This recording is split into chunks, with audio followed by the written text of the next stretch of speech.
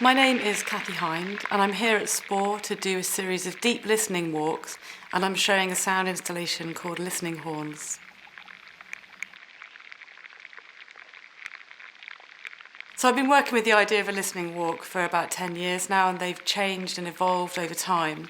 And for this show, I'm bringing people on a walk with me, and I have a portable mixer and I have a set of wireless headphones so people can listen in their own sort of time and space. But I have a series of different kinds of microphones with me, and the most important one is an underwater microphone.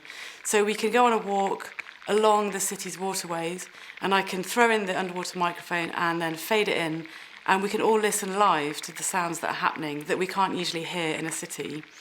I've also got a really sensitive microphone that I wear actually just on my head, so we can have an enhanced listening experience just of the sounds around us. And I think if you don't usually listen through a microphone, this can be really revealing, and you can kind of notice sounds that you don't normally notice and listen in new ways.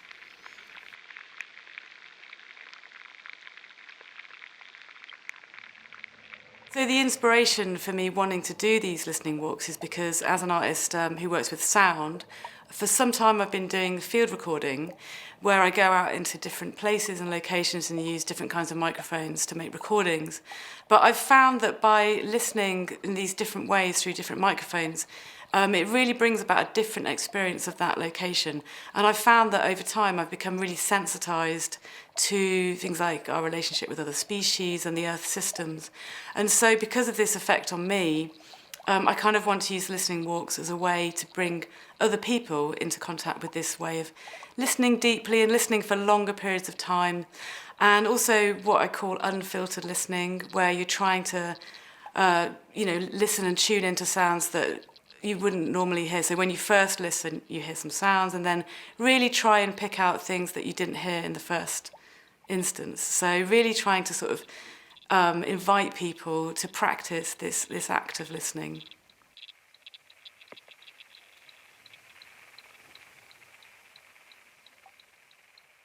With the listening walks, there's also this fact that we're in public space and there's a context of the location. So when I put the hydrophone in, people are usually really surprised at the sounds. And they're quite unusual sounds. And to me, sometimes they sound like really experimental electronic music.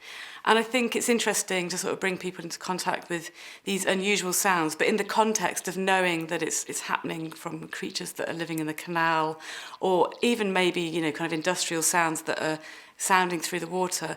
And so with the listening horns, I thought it'd be really interesting to create a situation where, again, outdoors, by a waterway, you can invite people to listen to these unusual, usually hidden sounds. So if you don't get to go on a listening walk, you may still come across these sounds through the listening horns. In Aarhus, I've got 8 listening horns, and they've all got sounds from a different location, recorded underwater in the city. And the horns I've made myself, they're made out of metal, and they kind of got a kind of organic shape, so they look a bit like they're kind of growing out of the side of the canal. But also they're made out of metal that I've rusted, so they look a little bit industrial as well, or like some really ancient part of a boat, or something that might be associated with the waterways as well. So I kind of like this combination of something slightly organic or something kind of slightly human-made.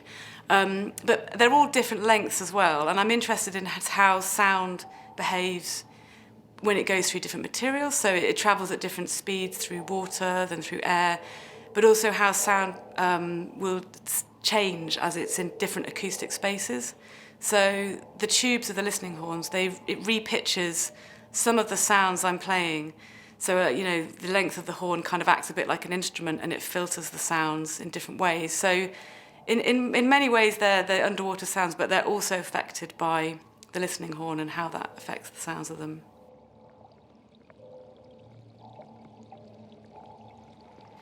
So I think in many ways it's interesting to reveal these hidden underwater sounds to people. One is because you can't really see what's happening under the water, but you can hear when you put the hydrophone in. And I think, it does actually bring about a different awareness of the condition, maybe the condition of the waterways. And listening as an act is paying attention and attending to. So I think these acts of, durational listening to the rivers and the waterways can help bring about more empathy for them, but also potentially the act of wanting to care for them more and to look into the conditions of them. I think when you're faced with some kind of like environmental issues on your own, they can feel quite large, and you might feel like you don't know what to do, or it's too much of a big of a problem. And so actually bringing people together in groups to sort of listen and to think about these things in maybe a kind of gentler way, but as groups I think it feels like it can be empowering if people then want to do things together to help try and improve these conditions of the waterways in a city.